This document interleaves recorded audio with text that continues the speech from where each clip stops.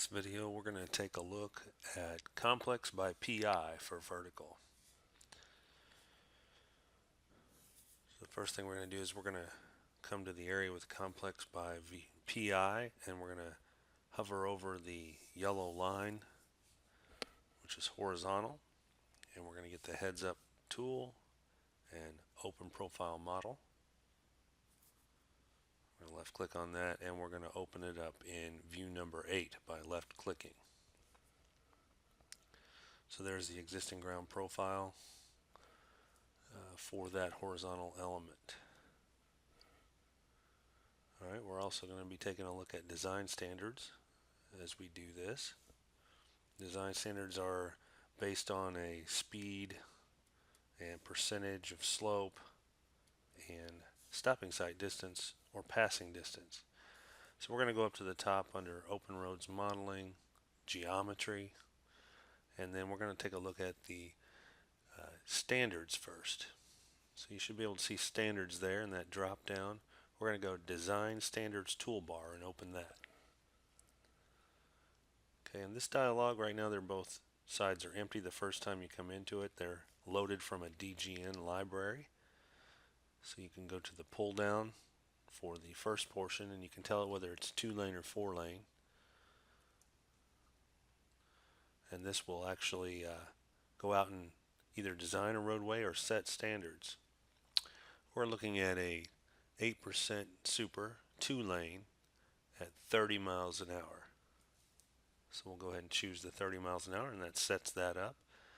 It also goes ahead and sets a stopping sight distance, but you usually want to go down here and get the pull down and go out and select that from the list. Even though it already selected it for you, you want to go ahead and select it. Okay, so we're going to pick that second one in the list. So now we've got that set up, and we've got two options over here. We can set design standards, or we can design with it already turned on. So this first one is to set, and the second one is to go ahead and draw. Anything you draw on the screen will have that design standard applied to it. So it'll show you along the way if you're doing it correctly. So we'll turn that off for now, and we'll turn on this set, and we'll go out and set that to the horizontal. As you can see, you can go ahead and left click on it at any point, and it will set design standards for that horizontal element. Then you can also do it for the vertical. Okay. So we're going to take a look at the complex by PI tool, and we've got the design standards toolbar open, and we're going to apply that to the profile and the horizontal. So we're going to go to Open Roads Modeling again, Geometry. In the vertical section, we're going to be looking at the complex geometry, and then profile complex by PI is the one that we want. Profile complex by PI. Then come out here and you can see the dialog box. We can do a vertical curve parameter, give it a curve length, give it a slope if we want to. And then we have our three options: parabola, circular, and asymmetric. We can give this a feature definition and a name. This location, I'm just going to do complex for our name for this one. And I usually like to give it a curve length. You can go modify this curve length afterwards, but it's difficult to get one in if you don't put something in there. So we'll go ahead and put a curve length in there. In this case, I'm going to go ahead and put in 100 and enter that in. It'll lock it in. So every PI that I have out there will have a 100 foot curve length parabola. And come out here and look at Civil Accudraw. Right now, Civil Accudraw is looking like it's based on the horizontal and not the vertical, but we're going to turn that off, and we're just going to come out here and draw us a line or a complex shape. So we're going to go to the beginning, and we're just going to left click out here on the screen where we want our PIs to be.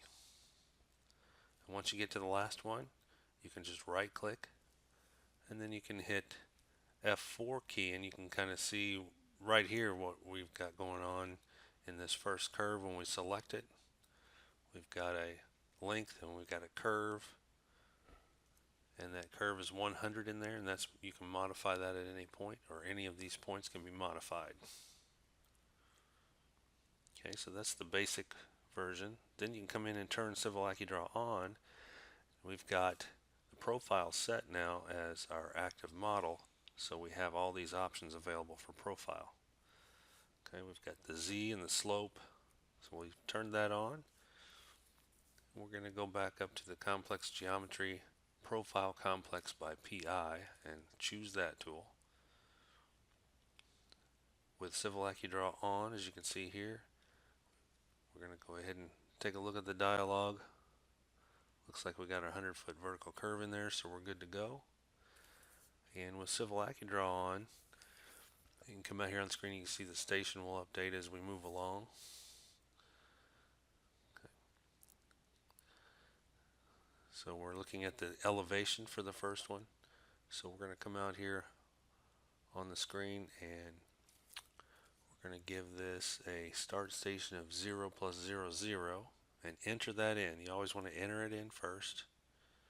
Then you can move your mouse around and you'll see that it locks it into the beginning.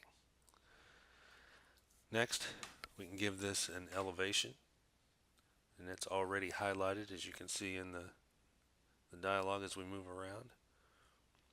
Okay, so we're going to give this an elevation of 720 and enter that in. Move your mouse around and it will lock you in to that location. Once it's locked in, you can left click on the screen to start it, and then you can move out into your window and you can give it another station, 1 plus 50, hit enter, move the mouse around and it'll lock you in there, and you can give it another elevation, 725, and enter, move your mouse around, it has locked you into that location, accept it, and as you move around you will see that you're getting your curve in there. Okay. I can move it out to another location.